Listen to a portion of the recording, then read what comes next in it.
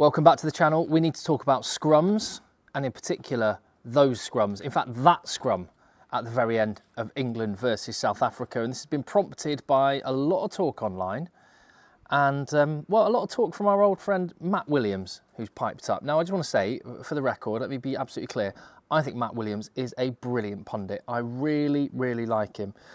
And he gives opinions which he's not afraid to put out there that some people might not like, and he has done that on this occasion. So whilst I really, really like his punditry, I think he is bang wrong saying that World Rugby need to do something about scrums and get rid of them as a weapon for penalties. It's been a sentiment that's been shared quite a lot in the wake of the semi-final. In fact, let's be clear, it's not just an opinion which comes up because there was a decisive scrum at the end of that semi-final between England and South Africa. It comes up a lot generally because people do get tired of seeing lots and lots of reset scrums, from seeing scrum, penalty, kick to the corner, line out, maul, drive, penalty, etc. And that cycle continues. And ultimately, it's absolutely true. South Africa won that semi-final in a game of very, very fine margins. With the scrum, that was until 65 minutes. Well, it was the only thing they had left after 65 minutes. It's the only thing they were able to change to get on top of England, and they used it brilliantly in that final quarter with Oxenchae, Vincent Koch, getting the far better of their England contemporaries, faultless from England really up until that point. And it was the single biggest factor in why South Africa were able to win the match and stage a comeback.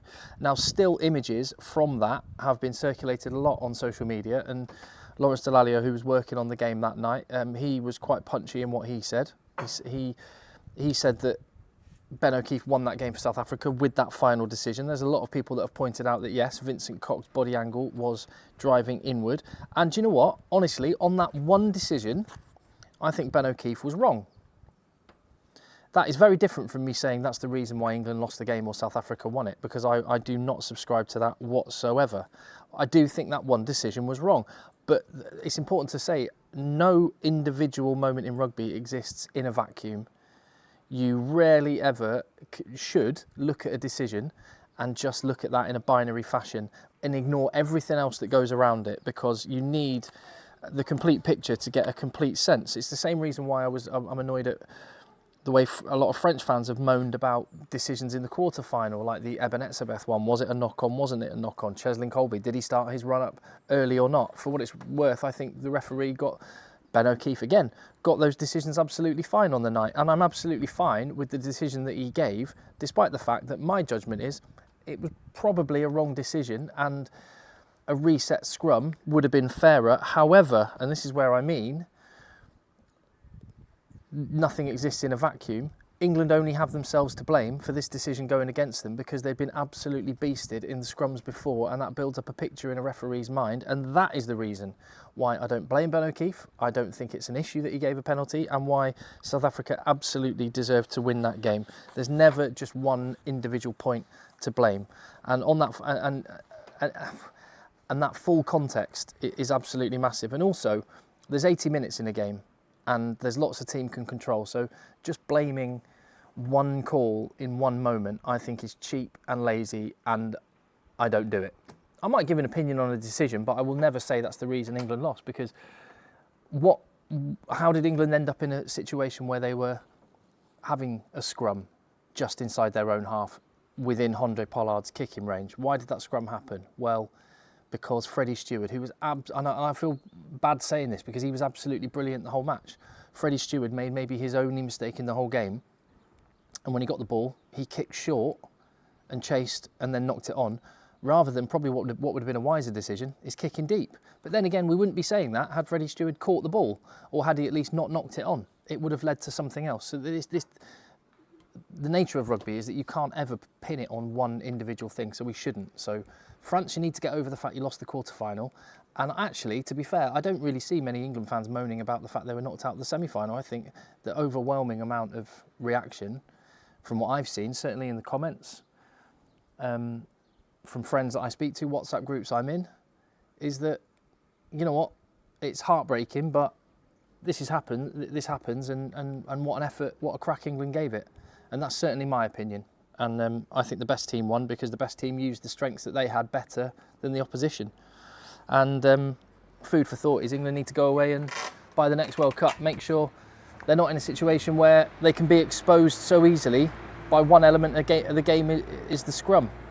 But on that issue of do we need to depower the scrum, as Matt Williams and many other pundits have said, firstly, the issue with bringing that up as a talking point in the wake of a game like this, I think that's the wrong time to have that conversation, because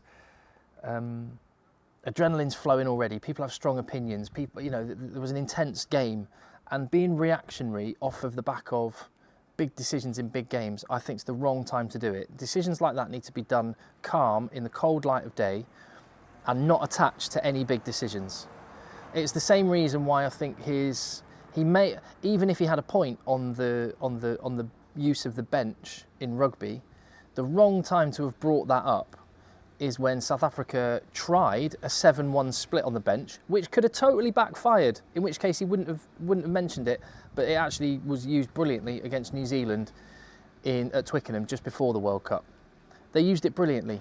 But again, the point is that conversation would never have happened had South Africa had 3 injuries in their back line and had to put forwards in the backs and ended up losing to New Zealand. We wouldn't be having the conversation, and that's what I mean. The conversation shouldn't be as a reaction to individual flair points that happen in a game. So everyone just needs to simmer. The best team won. I congratulate South Africa again, and I'm not bitter about any of it, even if I think an individual decision might have been the wrong one. But that happens 50 times in a game, and you get some that go for you and you get some that go against you, and you just need to make sure that you take as much advantage of the opportunities you have. And I would look, if I want to dissect England's performance and why we didn't win, I would look at a scrum and a line out that we had 5 metres out from South Africa's line that we didn't convert on. Simple as that.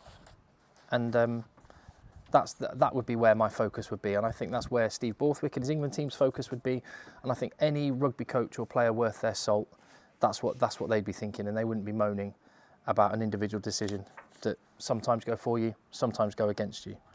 So for the same reason, Matt Williams, if you have a point to make about the scrum, don't make it now, mate. Save it a few weeks. I mean, maybe it gets Virgin Media. It's got me mentioning him and their show again. Maybe it gets some clicks and stuff online, and maybe that's good for business. I don't know. I don't think it's good for rugby, and that's my only point.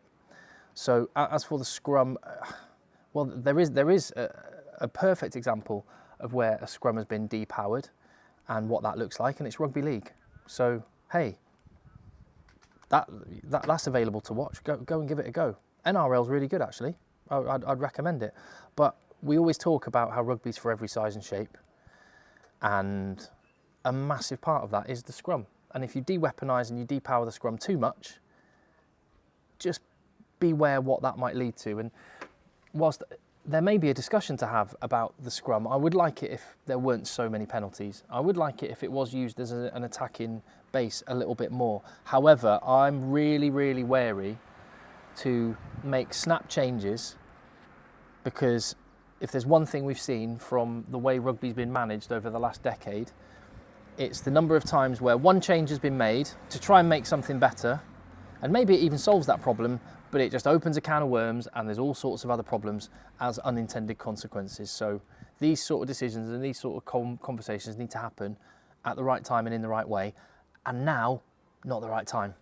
So let's just leave it there and focus on a World Cup final, which is where my video focus is going to be for the next few days. Let's build up to the showpiece event in rugby's 4-year calendar, and we've taken our medicine as England fans, and let's just enjoy the rugby. And particularly, as Courtney Lawes announced his retirement, let's enjoy these players while they're still playing the game. Leave your comments, as always, in the channel. Really, I love the comments so much.